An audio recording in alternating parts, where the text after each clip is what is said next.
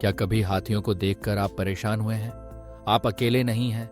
आइए जानते हैं अफ्रीकी हाथी बनाम एशियाई हाथी, असली फर्क क्या है और जमीन का असली राजा कौन है।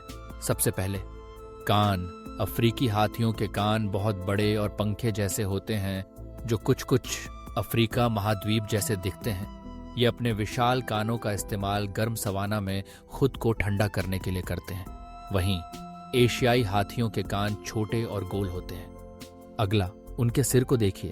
अफ्रीकी हाथियों का माथा गोल होता है, लेकिन एशियाई हाथियों का, उनके सिर पर एक खास दो गुंबद जैसा आकार होता है जिसके बीच में हल्का सा निशान होता है।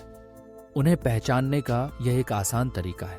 दांतों, टस्क्स के बारे में क्या? अफ्रीकी हाथियों में नर और मादा दोनों के आमतौर पर दांत होते हैं, लेकिन एशियाई हाथियों में ज्यादातर नरों के ही बड़े दांत होते हैं। कुछ एशियाई नरों के तो दांत होते भी नहीं हैं, और आकार, साइज भी मायने रखता है।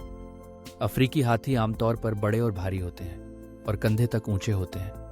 वे आमतौर पर अफ्रीका के विशाल सवाना और जंगलों में घूमते हैं। एशियाई हाथी थोड़े छोटे होते हैं और एशिया के घने जंगल और घास के मैदान पसंद करते हैं, जिसमें भारत भी शामिल है। उनकी सूंड की नोक को देखिए। अफ्रीकी हाथियों की सूंड के सिरे पर दो उंगली जैसे उभार होते हैं, जिससे वे बहुत सटीकता से काम कर पाते हैं। एशियाई हाथियों के सूंड पर ऊपर की तरफ केवल एक ही उंगली होती है। यह एक छोटा लेकिन दिलचस्प फर्क है। तो कौन बेहतर है? कोई नहीं। हर प्रजाति अपने खास आवास के लिए पूरी तरह से अनुकूलित है।